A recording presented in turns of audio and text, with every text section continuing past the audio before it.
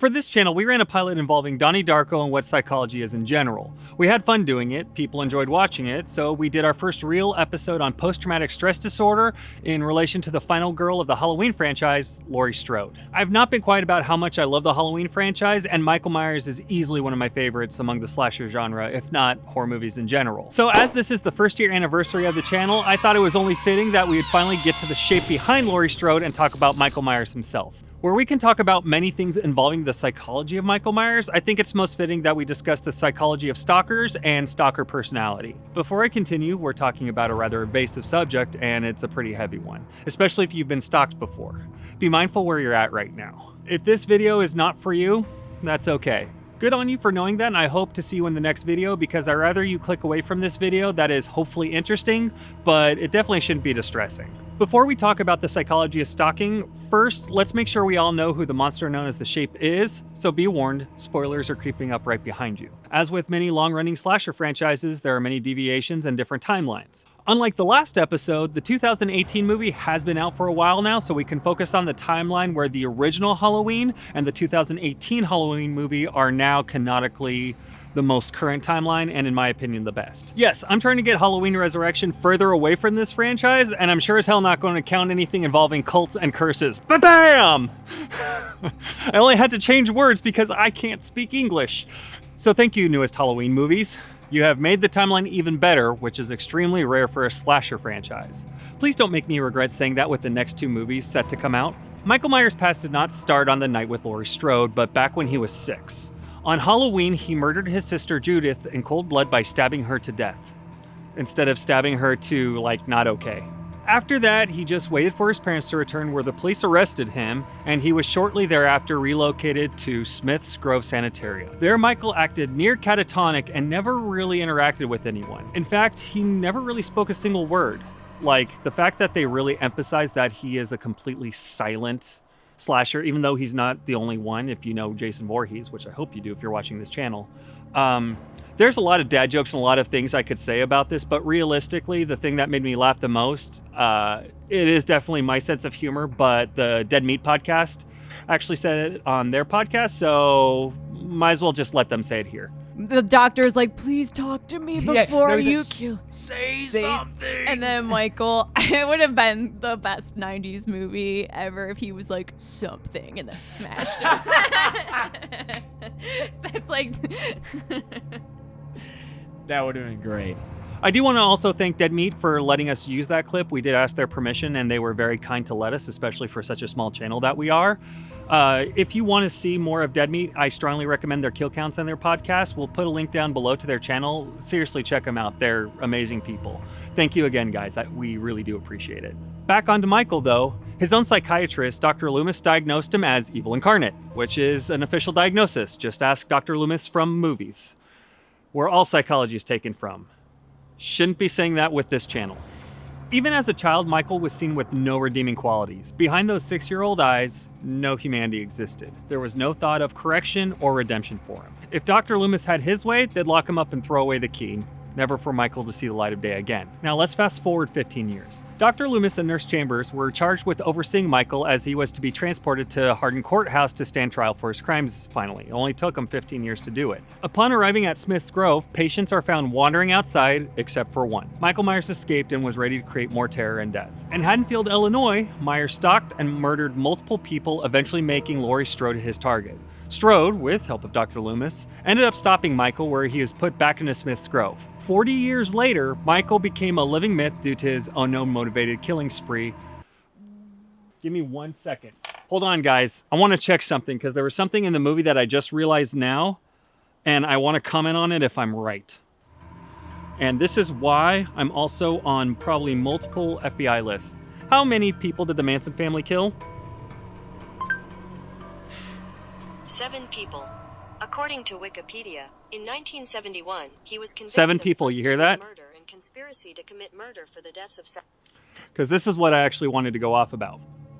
So one of the big things they mentioned in the 2018 movie is that, like, he only killed a small handful of people. Why is he so scary, terrifying, or, you know, blah, blah, blah, blah, blah. Why is it such a big deal? Well, think about how popular still to this day Manson and the Manson family are, and it was only 7 people. I use the word 7 very loosely, mind you. Even one death sucks. Like, no, I want to be serious for a second. Death sucks. But as I was saying, like, it's not the amount of people you killed that make a myth or a legend among the serial killer. It's who they are, what they do, and why they do it. And I think that this movie brought up a good point. Like, we're slowly getting desensitized to this kind of stuff, just in general media. But especially with the type of person Michael is, not speaking and all that stuff, I really do think that he would, if this was a real life thing, because honestly, Michael Myers is someone who could semi-exist into this world, I really do think that he would be a myth and a legend. And I do think getting him to utter a word would be an obsession to many people. So, sorry, that was just, I just thought about that right now, so I kind of wanted to go off about that. We'll continue normally. Back to our regularly scheduled program. 40 years later, Michael Myers has become a living myth due to his unknown motivated killing spree and the fact that he has not spoken a word ever. It is known that he can speak, he just chooses not to. As he's being transported to a maximum security prison, an accident, wink spoilers, occurred that caused the bus to crash and Michael to escape. He now has his chance to finish off the one girl who got away, Laurie Strode. However, Laurie knew one day Michael may return and wanted to be ready when it happened. And oh boy, was she. Yes, Michael definitely went after her and went on a second killing spree through another Haddonfield Halloween. Once again, Laurie stops him with the help of her Jigsaw-envious trap house and, in theory, burned him alive. So yeah, he's thought to be burned alive, but we've all seen slasher movies before, and there are already 2 more movies, Halloween Returns and Halloween Kills, greenlit. So we know Michael's set to return. I do admit, though, I'm a little apprehensive, as the rest of you, I'm sure.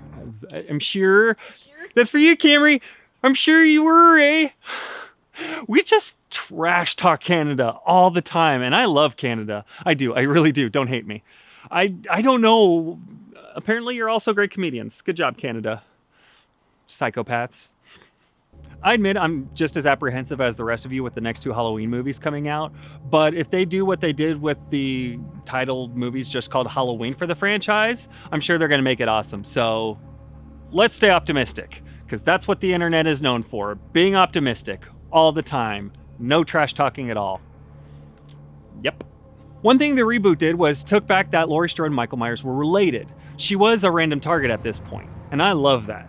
There's no other motivation other than she was in the wrong place at the wrong time. I think that actually made Michael Myers even cooler and a little more on the psychopath side of things. She's the only person to survive one of Michael's attacks as well, and that has turned her pretty much into an obsession with Michael. I love this, and it showcases what a pure psychopath and a stalker can be in the worst case scenario. So with all that said, thank you for indulging me in talking about Michael Myers more than I probably needed to, but now we definitely all know who he is, so let's go into what this is really supposed to be about. Stalking.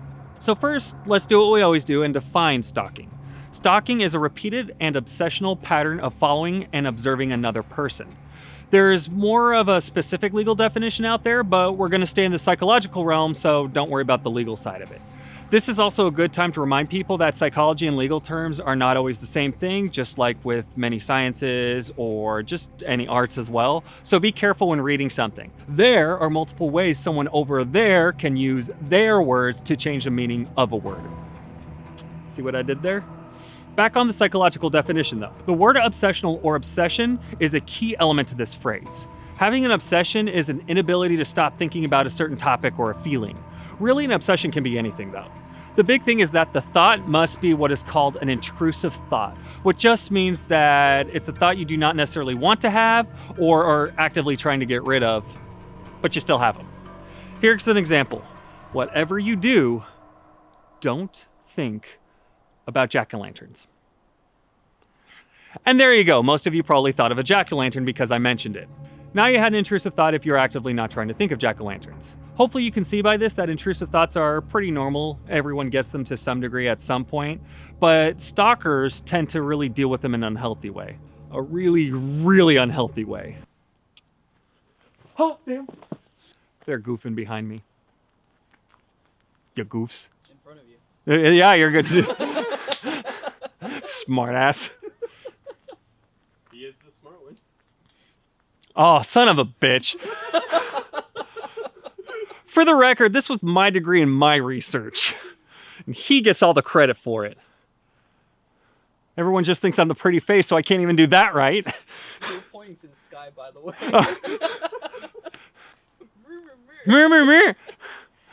Oh, we should totally do one on the Muppets. I was about to say, Oh, we're going to totally do that, guys. I promise. I promise one of these days we'll do one on the Muppets. Click the like button if you want to see the Muppets.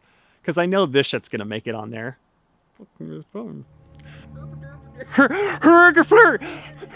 Oh my God! For April Fools, that's what we're doing. Okay, big spoiler for next April, we're gonna do the Muppets, and I'm gonna talk about the whole thing as Swedish Chef, and I'll just send you stuff for subtitles. Flurgerblurgen, Flurgerblurgen, Flurgerblurgen.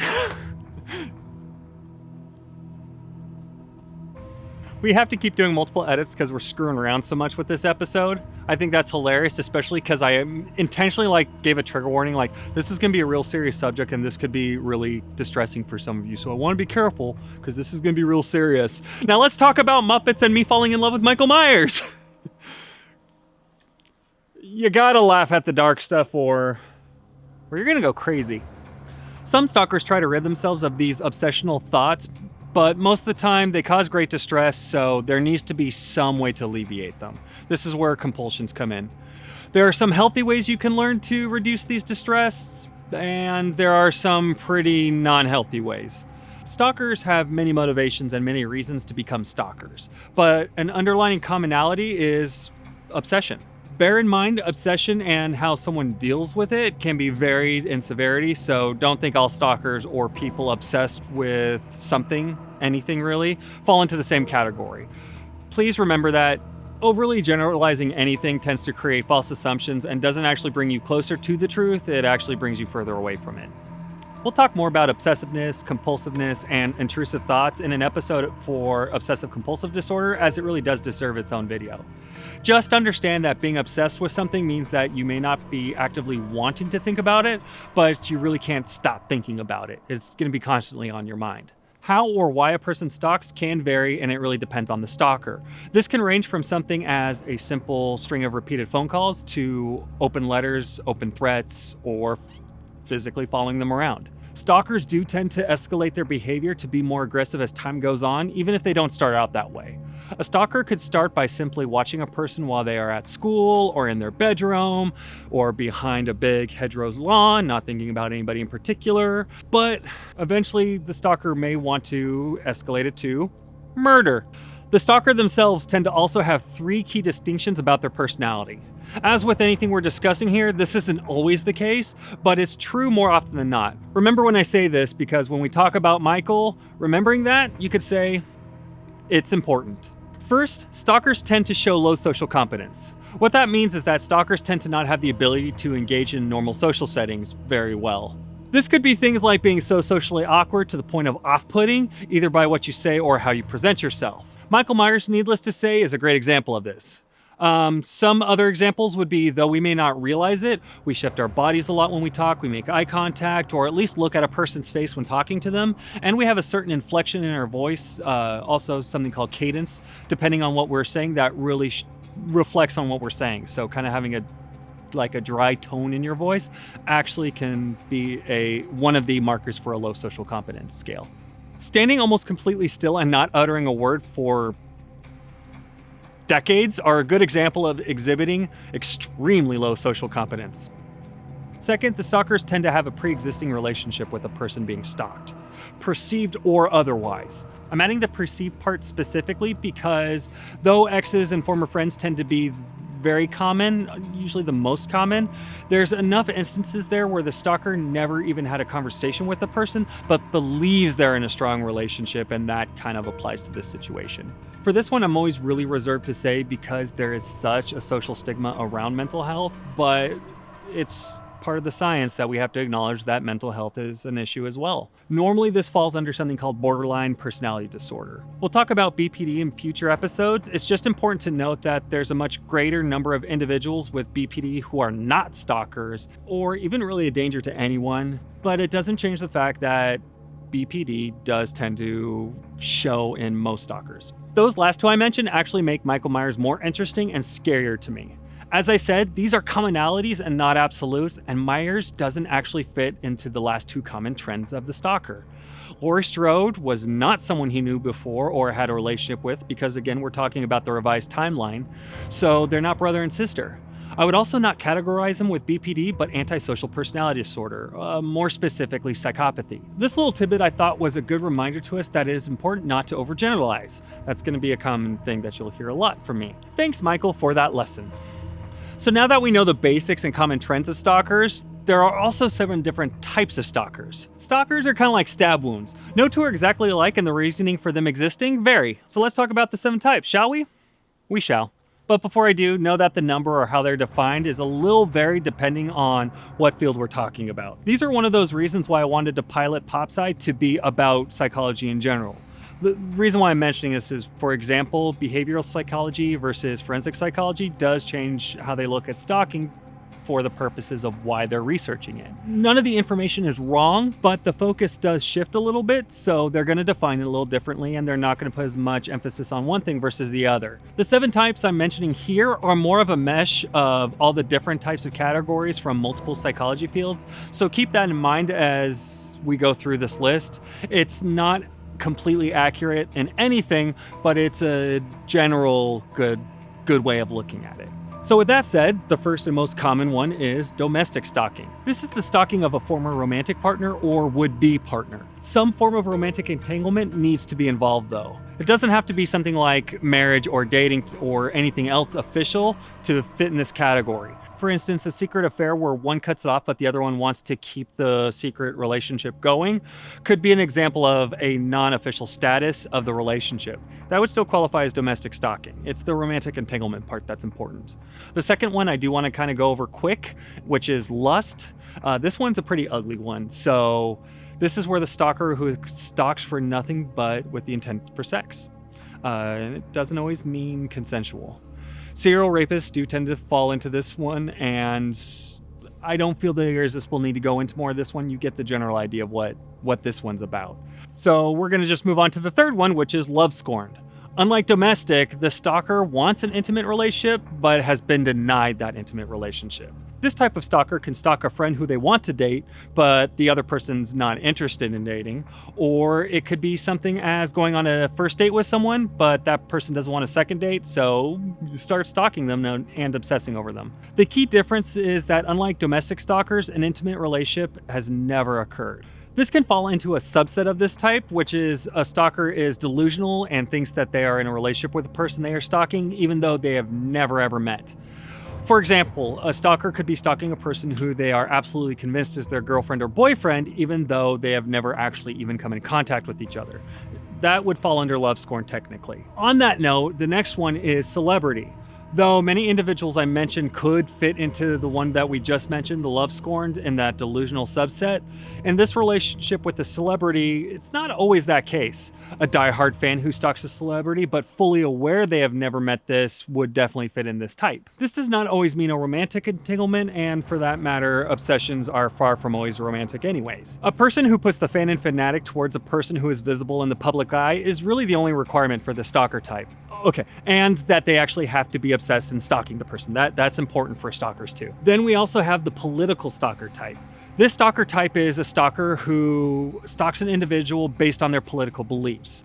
Now, bear in mind, the person stalked doesn't necessarily have to be a public figure though. This could be similar to a celebrity type of stalker, sure, especially since it wouldn't be uncommon to stalk someone because you idolize them, because you agree with their political stance so much, but it definitely can mean the opposite as well, where you stalk them due to extreme differences in political beliefs. Yeah, so this next statement is just my opinion. It's not really part of the research papers, but I'm curious, so I want to know what you guys think.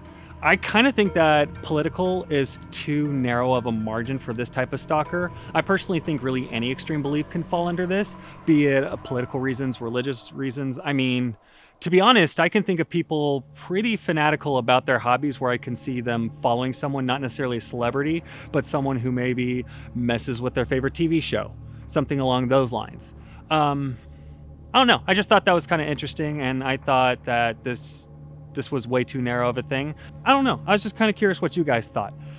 You know what? Leave a comment down below and tell me if you agree or disagree with me just thinking out loud. Oh yeah, and while you're there, it wouldn't be considered stalking if you share, like, subscribe, or click the notify bell so you can watch further episodes. The sixth one is cyberstalking. This one isn't actually universally categorized yet, and I think it's more because of the grand scheme of things. It's a pretty new type of medium, and it really hasn't been researched a whole lot. It's exactly what you think it is, though, stalking a person online. Many of us have clicked on an ex's profile to see that they're doing better than us. That goes without saying.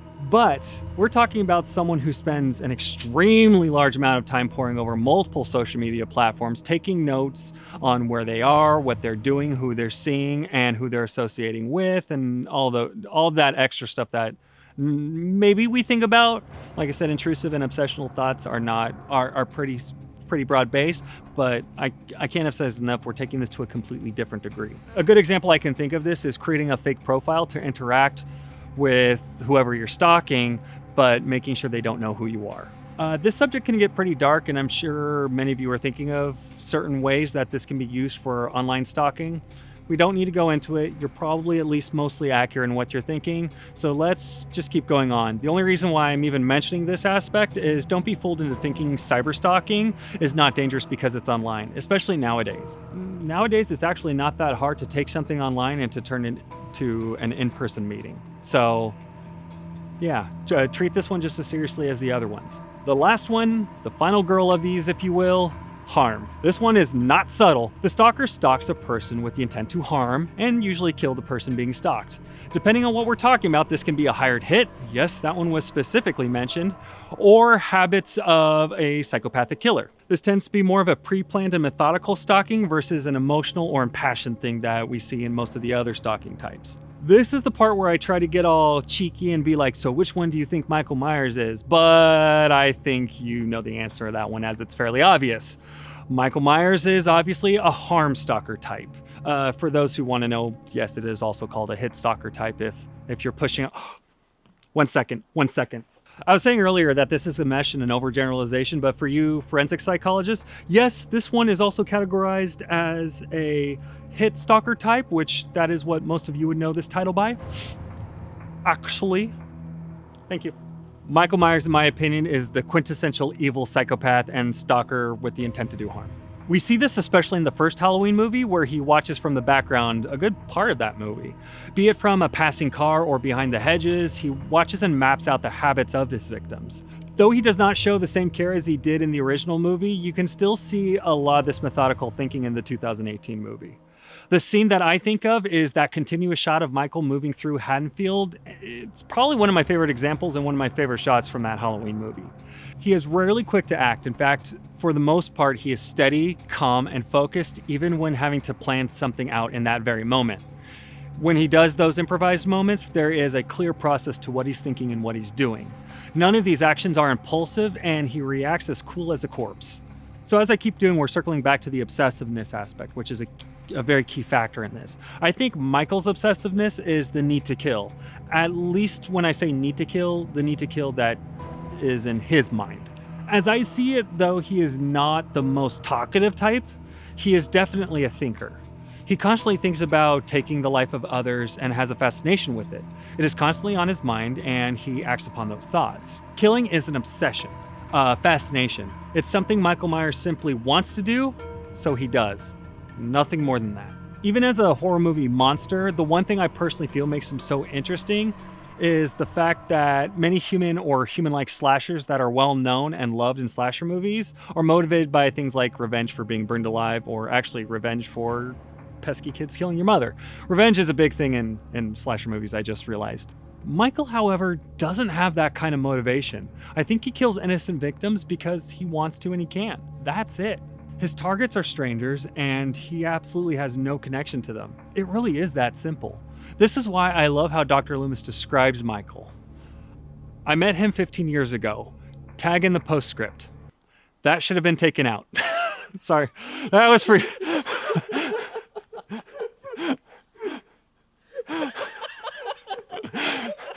Editing joke for him. I kept that in just for you, and I'm so happy I did. Not every stalker out there is as dangerous as Michael Myers, but make no mistake, the behavior is always harmful in some way, so it should be taken seriously under any circumstances. Michael Myers is the most terrifying of stalkers and easily one of the most notorious in pop culture. In fact, I appreciate Behavior naming his power in the game Dead by Daylight Evil Within, where he stalks his victims to gain power over them. Not only is this fitting, but it's accurate for the shape. There's my Dead by Daylight plug for this one. We've mentioned Dead by Daylight enough times that I need to stress that we are not sponsored by them in any way. We just really love the game. In fact, check out the editor's Twitch channel if you want to see more of the game and hang out with him. And usually me, I jump in sometimes too to say hi. That's for you, buddy. So thank you for watching Pop Culture Psychology, and I hope you enjoyed. So this is a little weird to say about an episode with the topic being stalkers, but thank you guys so much for watching us. We really do appreciate it. And I hope to see you next time, and hopefully we'll see you next year and the year after that. We're having fun, and I hope you guys keep enjoying it too. Again, from the bottom of our hearts, thank you very much.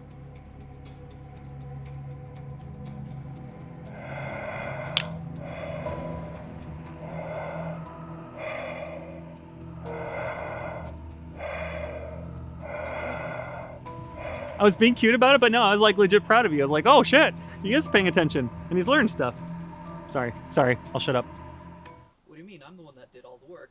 I wrote the scripts. I did all the You son of a bitch. Are we filming? It's my degree. I write it. Scene 1, take 1. Or 1D. We've gotten a couple comments of like our editor, Elio. He does a lot of behind the work scenes, but it's my research, it's my degree, it's my paper. And he gets showered with praise for doing all that stuff. So now I'm never going to hear the end of it. Now it's going to be comments because he's going to add this in too. No, he's going to cut it out. Yeah. Nobody needs to know. Yeah. Yeah. Never going to make it on film. Yup. I am peddling garbage. You edit it. Polish this turd.